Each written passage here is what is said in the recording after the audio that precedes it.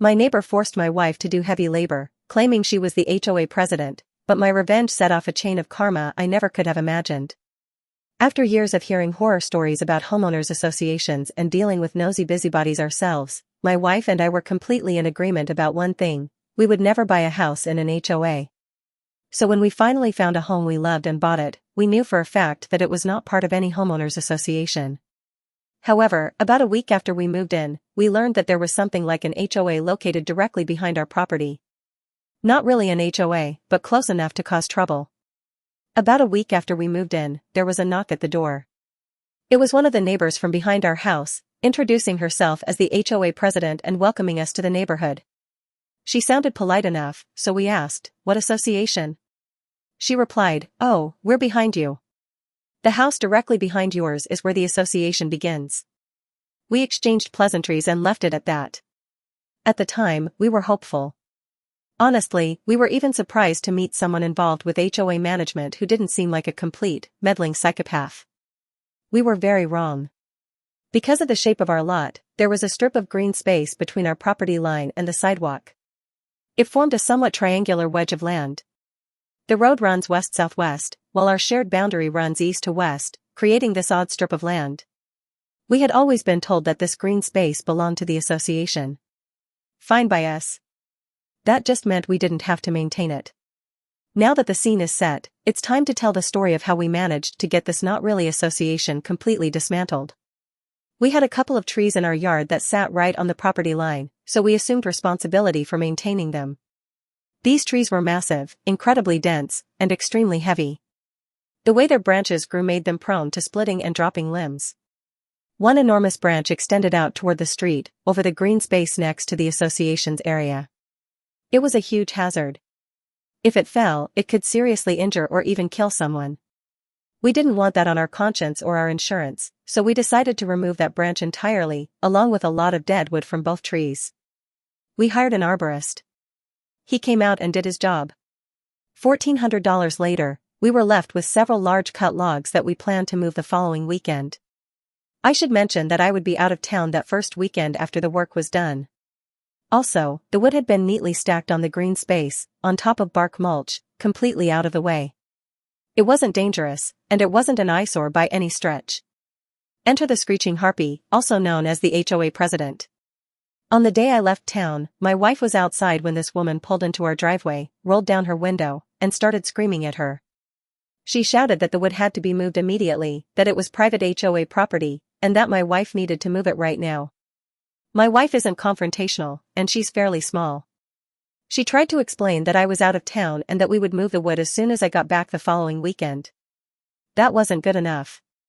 The woman screamed at her even more, and my wife ended up grabbing a wheelbarrow and somehow moving that entire pile of logs herself. Some of them weighed nearly 100 pounds. She had to haul them all the way around, up our driveway, and into the backyard. She was furious. I was furious too. We knew where the harpy lived, so when I got back, I went over to talk to her and explain just how much I disliked the way she had treated my wife. I didn't knock aggressively. I wasn't threatening or confrontational. They simply didn't answer the door, even though we knew they were home. Cowards. That left a very bad taste in our mouths. The following spring, a hedge planted outside our fence wasn't being maintained properly and pushed 2 boards out of our wooden fence. I emailed the harpy and explained that her hedge had damaged our fence. She responded that it wasn't her hedge. I pointed out that it was growing on her green space. She replied that it wasn't her green space. Oh really? Then why the hell did you scream at my wife last summer when we had wood stacked there? Silence.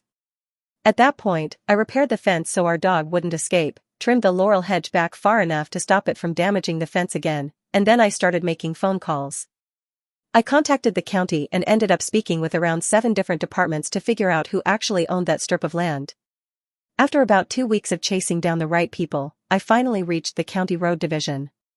They informed me that the green space was marked as part of the road's right-of-way, meaning no one actually owned it. So I can cut down that ugly, overgrown hedge that's invading the sidewalk and destroying my fence? I asked. Yes, said the very friendly gentleman from the roads department. Then he added, by the way, you mentioned something about an HOA associated with the lots east of your property. That's actually why it took so long to get back to you. It turns out there is no association registered with the county at all. Wait. No HOA? Nope. There hasn't been one since that subdivision was built. Interesting. And that's when a plan was born. Update 1. Today, my wife and I had dinner with our friends who were among the victims of this psychopath, and I learned a lot. Honestly, probably more than I ever wanted to know. I learned quite a bit about the lawsuit that was filed after I sent out the letters revealing that there was, in fact, no HOA. There ended up being a settlement that made the lawsuit go away. I'll say this much, the harpy got herself a good lawyer. A very, very good lawyer. One of the terms of the settlement was that the total payout amount had to remain confidential. However, our friends confirmed that they were fully compensated. Another part of the settlement was a very strict non-disclosure agreement. I need to go pretty far back, because it explains how all of this even happened in the first place.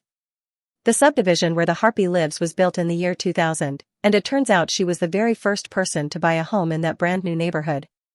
The developer had originally planned to create an HOA the proper way, but due to construction delays and slow sales, it was never actually established. According to one of the comments below and a look at the relevant state law, this may have been incorrect information that was passed along to me, but regardless, it didn't stop the harpy in the slightest. As soon as the next homeowners moved in, she approached them with the same line, "Hi, welcome to the neighborhood. We're forming a homeowners association. A voluntary one, if you want. That way we can take care of the common areas and maintain property values." All the usual justifications behind an HOA. After the first 5 or 6 homes were sold and occupied, and those owners agreed to this so-called voluntary association, the pitch changed. It went from neighborhood association to "Hi, welcome to the neighborhood, I'm the HOA president, nice to meet you." Most people went along with it. They assumed they must have missed something in the disclosures, the listing, or the paperwork. And at that time, it was rare to find a brand new subdivision that didn't have an HOA. Some people did push back, though. When questioned, she would revert to the earlier explanation, "Well, it's not really an HOA. It's more of a voluntary neighborhood association. But we do have some rules everyone agreed to, and we collect a small fee. Just $25 a month. That's not unreasonable, right? It's just for maintaining the common areas, and the rules help preserve property values." All of that. As it turns out, she personally wrote all of those rules herself.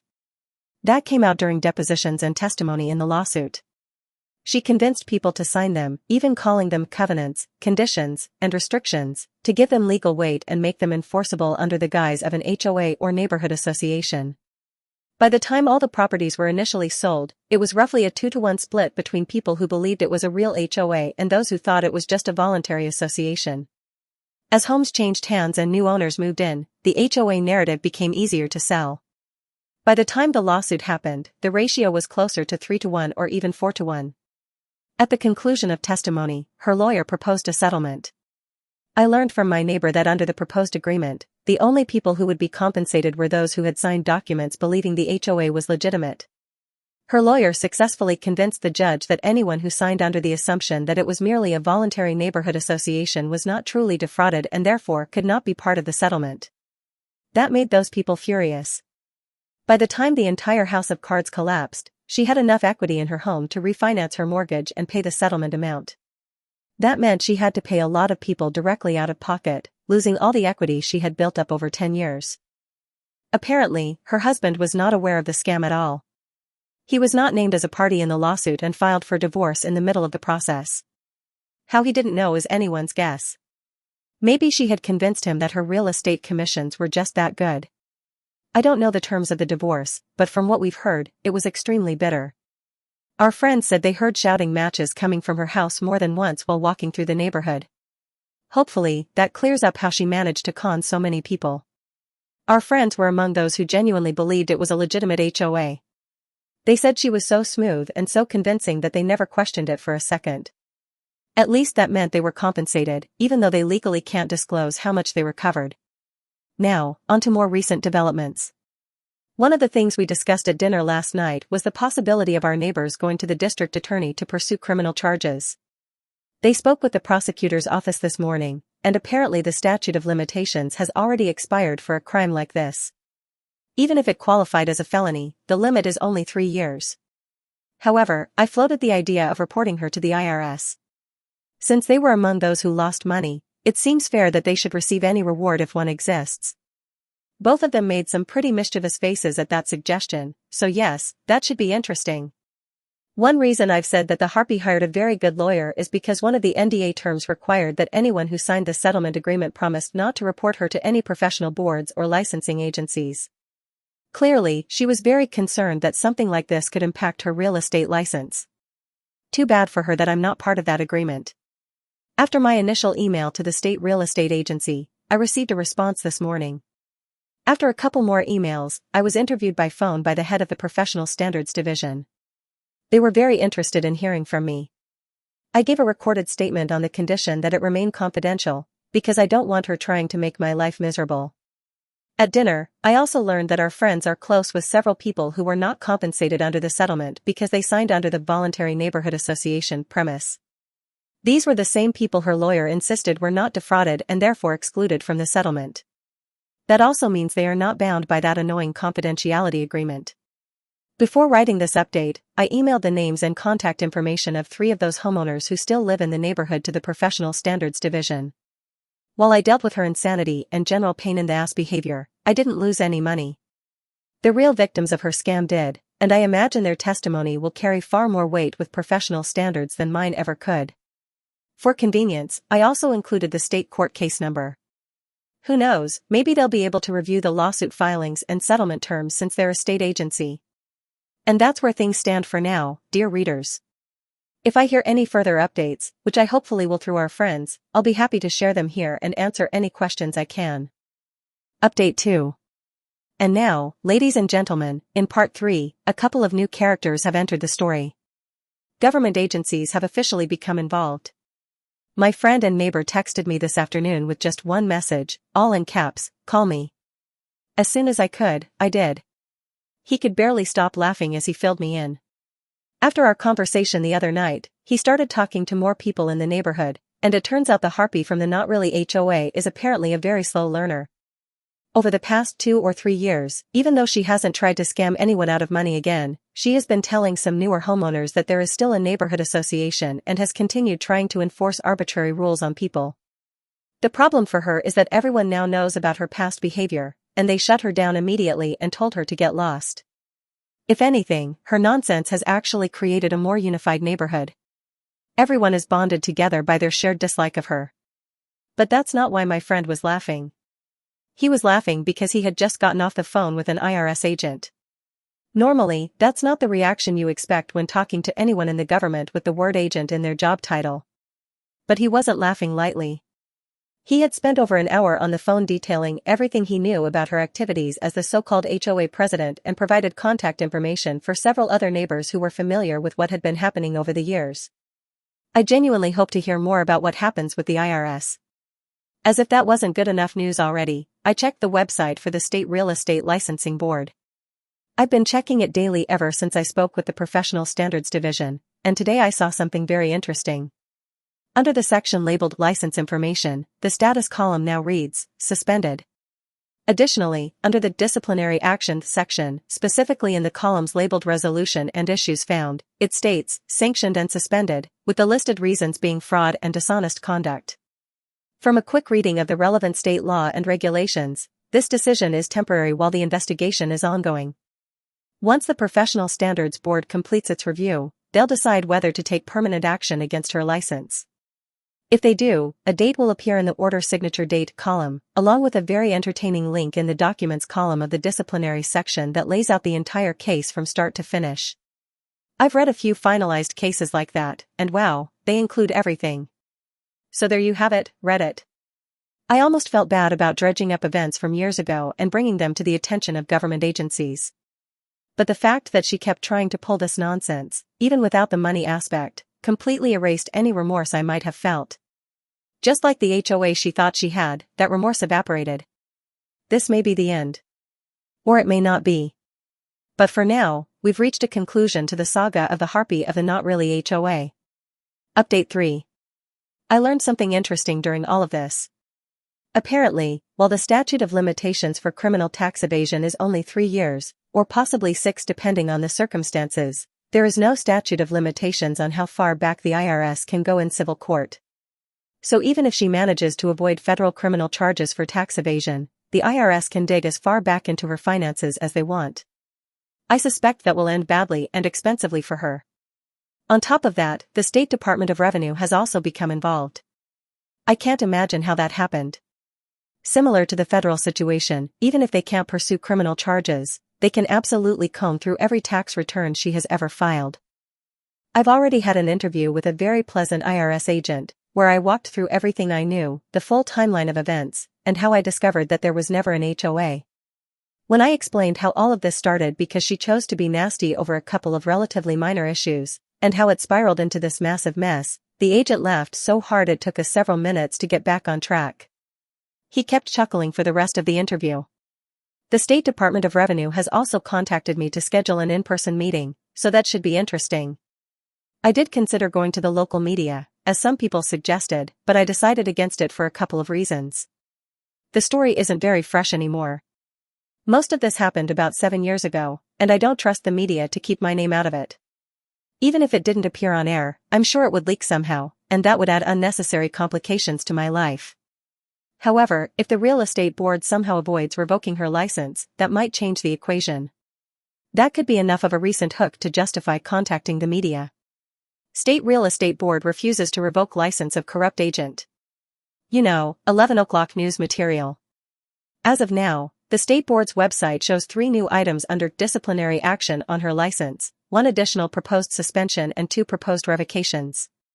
My guess is that the second suspension is to prevent her from reverting to a regular agent status, and the proposed revocations apply to both her principal broker license and her standard agent license. It will be interesting to see how this all turns out once everything is finalized. I imagine it won't be a fast process. According to my friend who still lives in the subdivision, several people have been contacted by the State Real Estate Board, the State Department of Revenue, and the IRS to schedule interviews, and some of those interviews have already taken place. Out of curiosity, I checked the website of the local branch of the national real estate franchise she worked for, and sure enough, she is no longer listed as either the principal broker or an agent. Someone else is now shown as the principal broker. I take that as a cautious move by the agency to make sure they don't get caught up in legal trouble. It looks like someone just learned a hard lesson: you're just a cog in the machine, and you're very replaceable. As a final bit of entertainment, my friend showed me screenshots of a post she made on the subdivision's Facebook page. It was actually pretty amusing. She has since deleted it, but the post was basically her screaming that everyone was bound by a non-disclosure agreement and threatening to sue anyone who spoke to anyone else for violating it. That post was met mostly with silence from people who knew what was really going on. However, several newer homeowners who weren't aware of the history responded with confusion, asking what on earth she was talking about. My favorite response came from someone who, based on how it was written, appears to be an attorney. She mentioned that she hadn't lived in the neighborhood when the fake HOA was active and had only been there for about a year, but she had quickly been briefed by others. The short version of her comment was that NDAs do not cover responding to questions from state or federal regulatory or investigative agencies, nor do they cover sworn testimony. Attempting to intimidate someone into not speaking to such agencies through an NDA or any other means could itself be considered witness tampering or intimidation. A few hours later, the Harpies post and all the replies mysteriously disappeared. But we all know Facebook will hand over the entire conversation if subpoenaed, and the IRS does not mess around when it comes to potential witness tampering. So yes, she may still end up facing criminal charges after all. I suppose it depends on just how stupid she continues to be. If her past behavior is any indication, she may very well end up spending some time in a lovely place with gray bars. Update 4. Big update. The State Real Estate Agency has finalized its rulings regarding her license. People, I really wish I could share the exact wording of the final orders associated with this action, but because they are public records and easily searchable, doing so would make it far too easy to identify her and would open the door to unnecessary headaches for me and my family. So I'll summarize instead. The first revocation, for fraud or dishonest conduct and failure to disclose, applies to her principal broker license. The second revocation, for incompetence or untrustworthiness and record-keeping violations, applies to her regular real estate agent license. There are some absolute bombs in those final orders. Apparently, as some people suspected in the comments, there was far more going on than just what she did in her neighborhood. I was honestly surprised by how quickly the final orders were issued. From what I saw in other revocation cases, investigations usually take 3 to 6 months. But after reading the orders, it's clear that the revocation of her principal broker license relied heavily on information from the lawsuit the neighbors filed back in 2012 and the subsequent settlement. However, the investigation also uncovered a great deal more, including lying to clients, falsifying records, failing to disclose relationships between herself and buyers or sellers, and several other instances of outright fraud. I'll quote one line almost verbatim from both final orders, simply because it's too delicious not to share. Although this board has taken the most severe action authorized under applicable state statutes, much of the information uncovered during this investigation falls outside our jurisdiction. Therefore, all records and witness testimony are being referred to the county prosecutor and the Department of Justice, Criminal Division, for further action. Update 5. People, the avalanche of legal pain this woman has brought down on herself just keeps rolling. This morning I took my daughter to the bus stop right at the corner where the Not Really HOA begins. An unmarked SUV with government plates turned the corner. Picture every stereotypical unmarked police SUV you've ever seen in a movie. That exact image. It parked a couple of houses down from the Harpy's place. I took the risk of being a few minutes late to work just to see what would happen, and I was not disappointed. 2 people got out of the vehicle wearing dark blue jackets with large yellow letters. Very specific large letters that may or may not have said IRS, with smaller letters underneath reading, Special Agent. I may have laughed when I got into my truck. I may have laughed even harder the entire drive to work, because the first thing I did was look up just how deep the pit was that she had fallen into. Apparently, very deep. Because the only people authorized to wear jackets labeled Special Agent are from the IRS Criminal Investigation Division. I texted my friend in the neighborhood at 7:15 when I left. He replied around 10 o'clock. He had been watching everything unfold from his window the entire time. In addition to the original SUV, another unmarked SUV was now parked directly in front of her house. Apparently, more IRS personnel, without the Special Agent designation, got out of the second vehicle. My friend watched them carry out several boxes sealed with red tape, along with a couple of computers. And because this hole apparently wasn't deep enough yet, they were also inspecting something else. I'm guessing the license plates on the Mercedes SUV she started driving a few months ago. I'll update as he sends me more information. We are watching the Harpy's downfall almost in real time. Oh, how sweet it is. Update 6. The IRS agents arrived right on time yesterday morning at the Harpy's house, including 2 from the IRS Criminal Investigation Division. For the record, those people have arrest powers. Yes, that matters later. When I left for work Friday morning, the 2 IRS agents were walking toward her house. I texted my neighbor and friend who has a clear line of sight to her place, and he started sending me updates throughout the day. After the initial pair of agents, another unmarked SUV arrived with several more people. Those were apparently there to collect evidence. Now, rewinding briefly to a few months before everything hit the fan, I had noticed a new Mercedes SUV driving around the neighborhood, but I didn't think anything of it. I never paid attention to who was driving it, and I honestly didn't care. As it turns out, before the Harpy's reign collapsed, she was living like a queen and bought herself a shiny brand new SUV. Among the evidence collected on Friday, they spent quite a bit of time examining that vehicle. According to my friend, they took multiple photos, checked clipboards, and spent a long time looking at the windshield area where the VIN is located. By mid-morning, the agents without the Special Agent labels began loading boxes sealed with red tape into their SUV. Several boxes, plus at least one PC tower and what my friend believes was a laptop. I thought my day had already peaked, truly. But Friday afternoon, it somehow got even better. My friend came over and said he had something to show me. He pulled out his phone with a massive grin and made me wait for it, but it was worth it, dear readers. I got to watch a video my friend recorded from his window. A video of the Harpy, the self-appointed president of the Not Really HOA, and an absolute witch, doing the perp walk. I watched her being escorted, clearly ranting and screaming, and shoved into the back of a federal law enforcement SUV. The news spread quickly through the neighborhood. The rumor is that it involved interfering with the duties of a federal agent. Not surprising. She was released on her own recognizance this morning, but she did spend a night in jail, and her legal hole just got a little deeper. And then came one final moment of pure schadenfreude this afternoon. I was working in my backyard, which gives me a clear view of the side of her house. A flatbed tow truck pulled onto the street. I didn't think much of it until I looked again and saw it stopped in front of her house, with a county sheriff's patrol car parked nearby. I assumed the sheriff's department was assisting the IRS, because that flatbed loaded up her shiny, less than a year old Mercedes SUV. The sheriff's deputy stood there the entire time. She was not allowed to remove any personal belongings from the vehicle. She was not allowed to come within 10 meters of the tow truck or the driver. As the truck turned to leave the neighborhood, I saw her on the phone. Clear as day, I heard her ask, "Well, scream, what do you mean, evidence? My house is half a block away." When her shiny SUV passed in front of my yard, she watched it being hauled away. Then she saw me standing there. I couldn't help myself. I smiled and waved. She flipped me off, turned around, and stomped back into her house. I've had a permanent smile on my face ever since. Edit, oh, there's more pain coming her way. It'll probably be a few weeks to a month before I can post another update, depending on how fast the court moves. But the psychopath has decided to sue me. And she is going to lose. Badly. As a preview, look up anti-SLAPP statutes. Our state's version is particularly strong. It allows not only compensatory damages and attorney's fees, but also punitive damages. And surprisingly, the lawsuit is not directly related to anything I posted here on Reddit. It's related to reports that may have been filed with state agencies.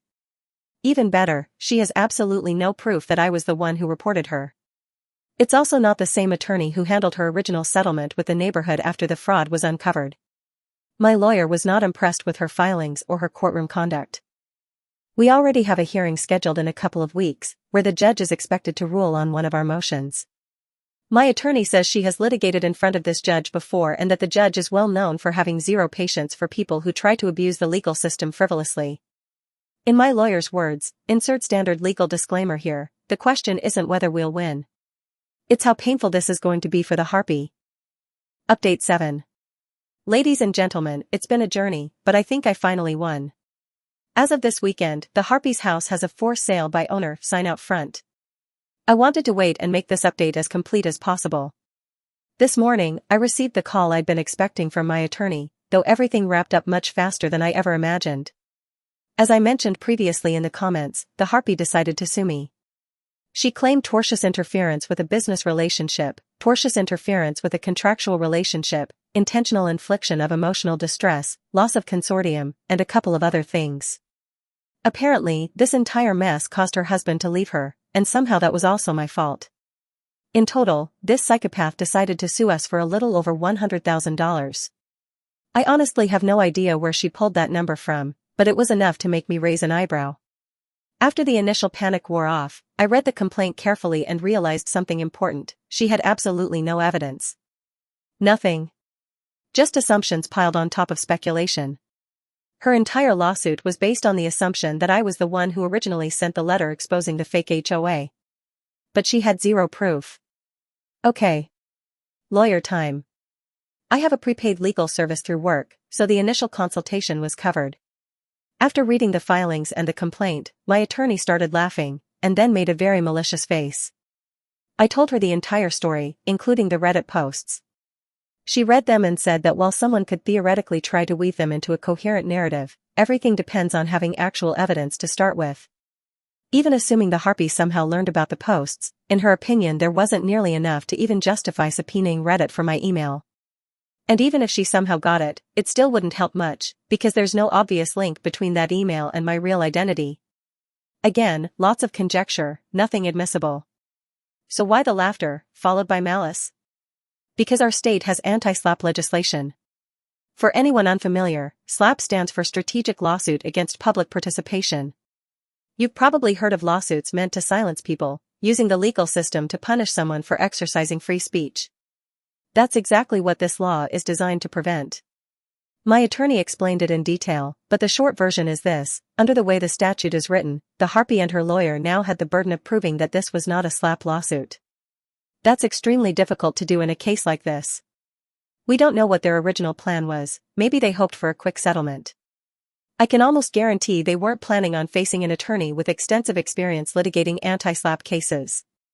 It also didn't help that the case landed in front of a judge my attorney had appeared before many times, a judge known for having zero patience for people who try to weaponize the legal system.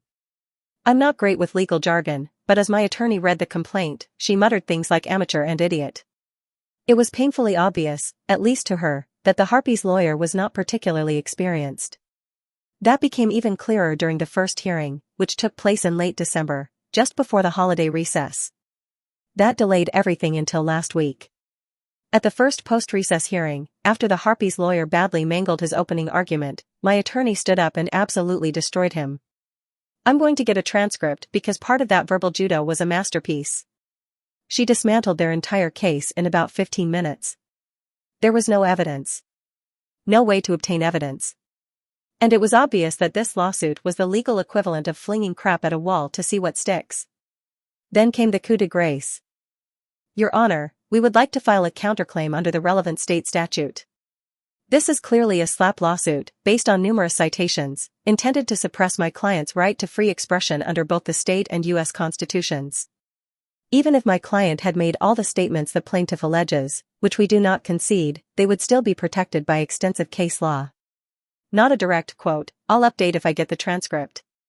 The moment she cited that statute, the Harpies' lawyer got nervous. But it was nothing compared to the sheer panic on the Harpies' face when my attorney mentioned the counterclaim. Panic is the correct word. After filing our discovery requests and paperwork for the counterclaim, we exited the courtroom. Down the hall, we saw the Harpy and her lawyer. She was clearly chewing him out in a hushed voice, but she looked absolutely furious. When she noticed me watching, she grabbed him and stormed off. At that point, I expected we'd be waiting at least a month, probably longer, for the next hearing. But then her lawyer provided the discovery documents we requested. My attorney and I reviewed them one afternoon. We hadn't yet set a counterclaim amount, but my attorney estimated we'd probably land around $10,000, assuming they didn't drag things out. We didn't want to ruin her. We just wanted our legal fees and compensation for my lost time. That alone was about $4,000, and adding a few thousand in punitive damages brought us to that number. However, after reviewing the discovery, it became clear that she wasn't just broke, she was drowning in debt. Last week, my attorney got a call from her lawyer. They wanted a quick settlement, this time with the roles reversed. They wanted to know what it would take to make everything go away. They realized we had them cornered. They knew she had no evidence tying me to anything. They were cooked. They asked the judge to dismiss their lawsuit, but because we had filed under the anti-SLAPP statute, they now needed our agreement to drop the counterclaim. My attorney discussed it with me, and we agreed to keep it strictly to costs incurred. At that point, it was about $5,000. My attorney drafted the settlement so that the Harpy owes the money directly to her, rather than routing it through me and then trying to squeeze blood from a stone. Very thoughtful of her.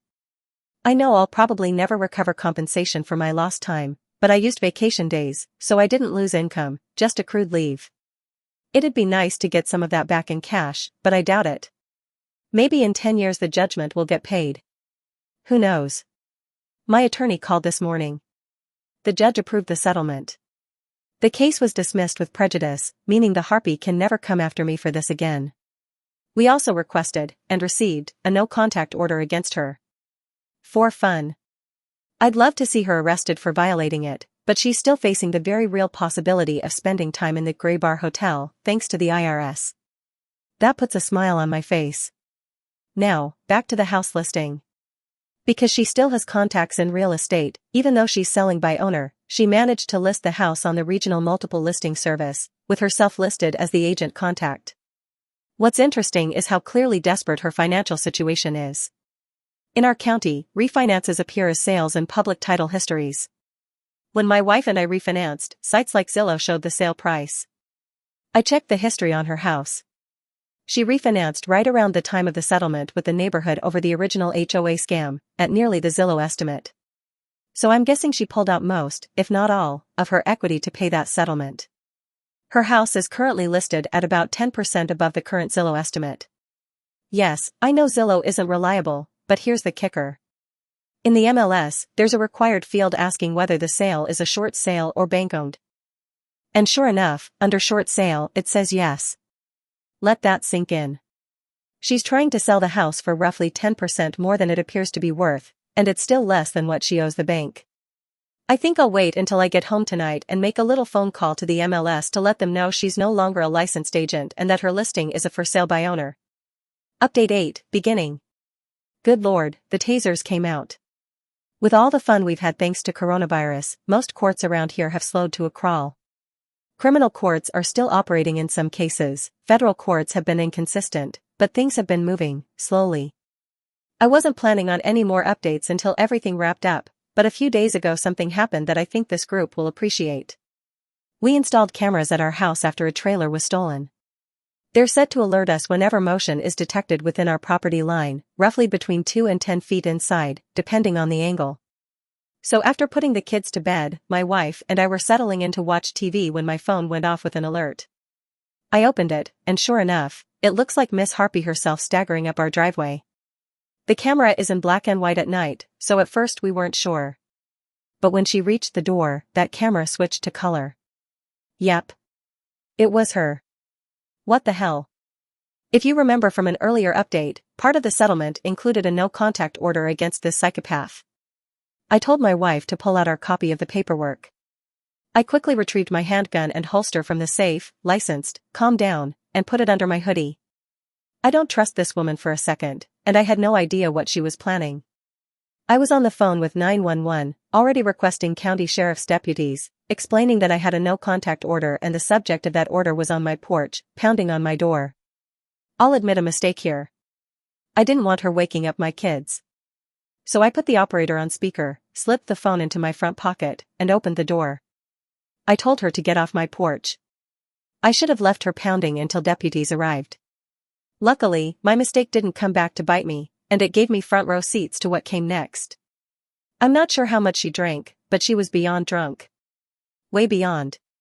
She reeked of alcohol like she'd been soaking in it for days. And of course, she was loud. I asked her to step farther away from the house so we could talk, really, so I could talk while she screamed. I could make out enough through the drunken slurring, that I ruined her life, that I was the reason she was losing her house, going to jail, something she didn't know yet was prophetic, that I was the reason the IRS was after her, that she lost her marriage, her career, her car. This drunken monologue lasted over 7 minutes, according to my cameras. She ended it with, "And maybe I should just kill myself right here, right now, and maybe you'd finally be happy then." Now I was worried she might have a knife or some other weapon. I really didn't want to draw, let alone worse. But I heard the sirens. They'd escalated the response when she threatened suicide. I knew they were close, so I focused on verbal de-escalation, stalling for time. I kept backing up, increasing distance, hoping they'd arrive quickly. The entire time, I still had 911 on speaker. She kept ranting until deputies arrived about a minute later. Mostly yelling that everything was my fault. But once she realized I'd called the police, her belligerence ramped up dramatically. She started screaming insults at me, at the deputies, at life itself, a drunken tirade so spectacular I almost wished my cameras recorded audio. They tried to get her attention, to get her to comply. I stepped away and told her to talk to them. It quickly became clear to everyone involved that this was going to be one of those calls.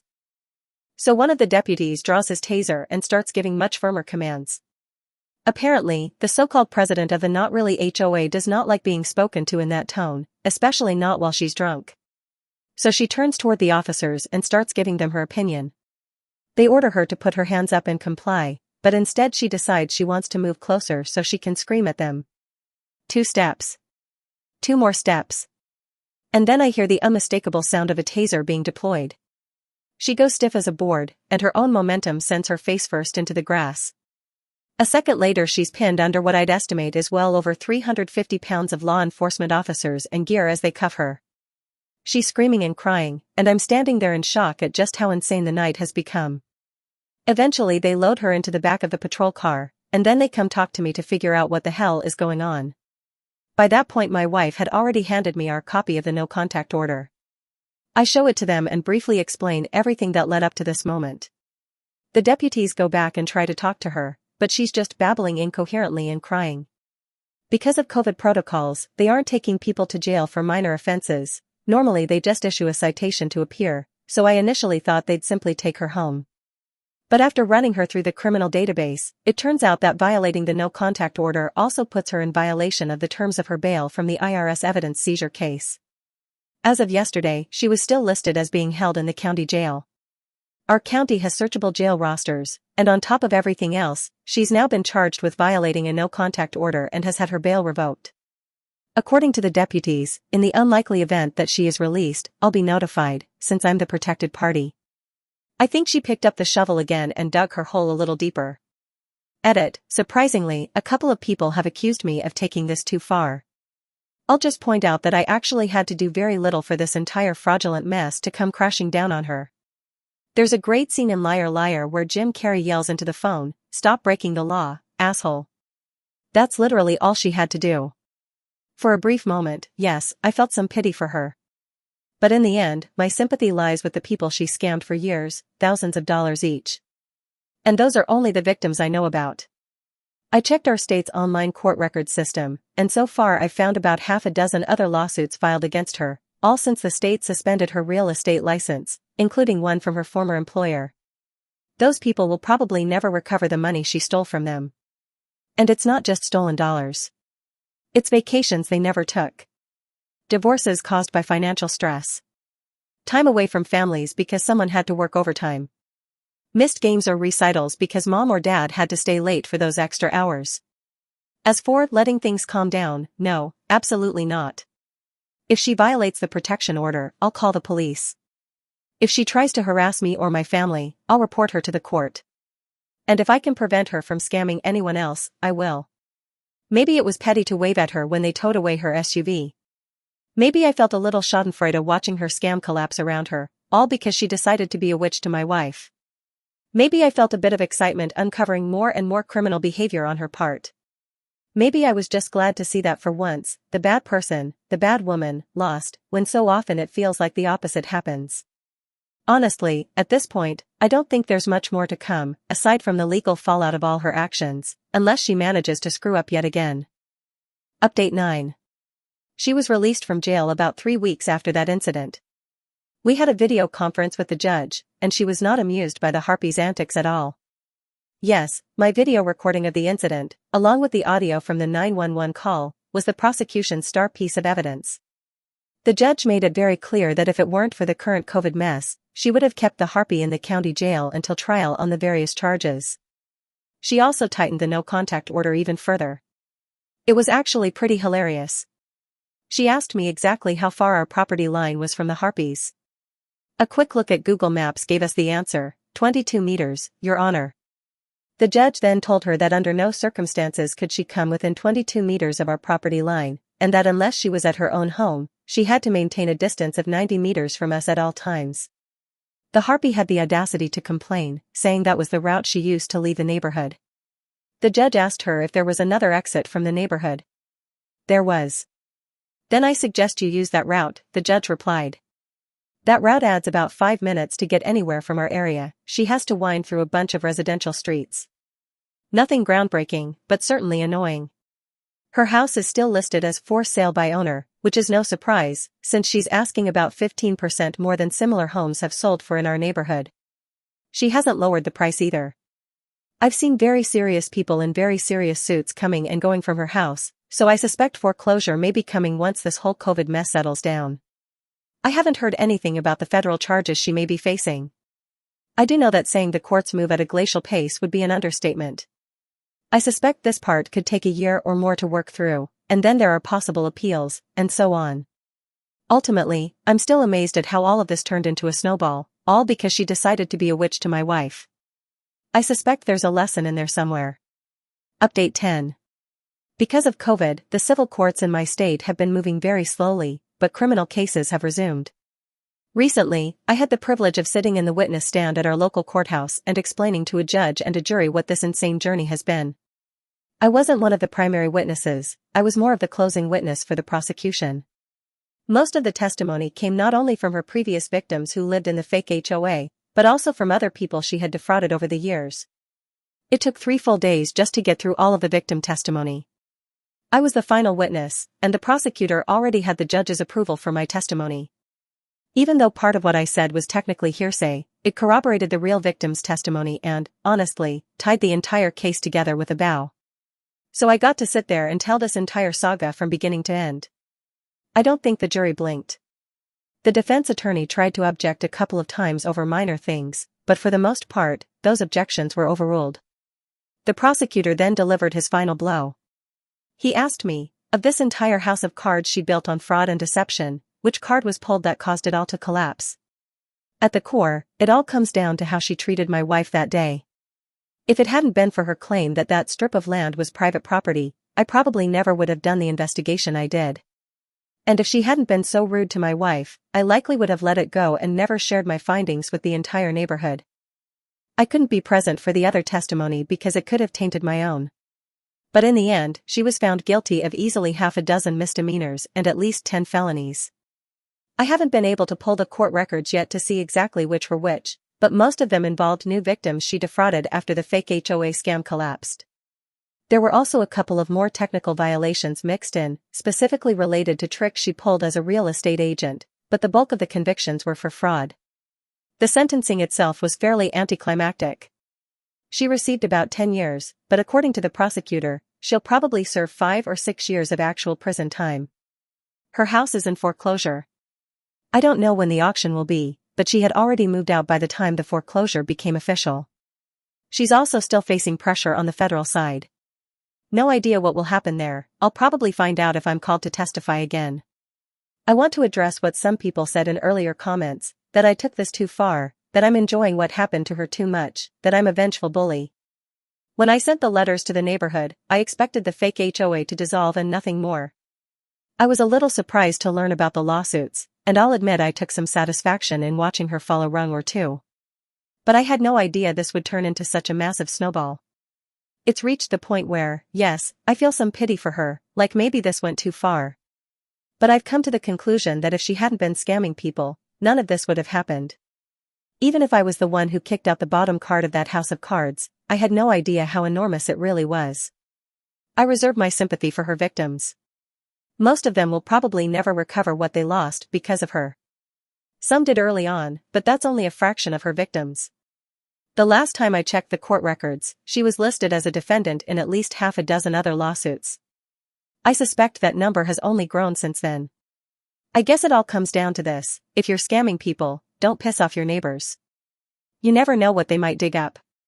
Editor's note: that was the last update of her story. In more than 4 years, the original poster never posted about the case again. I assume he wasn't called as a witness in the Harpy's other legal troubles.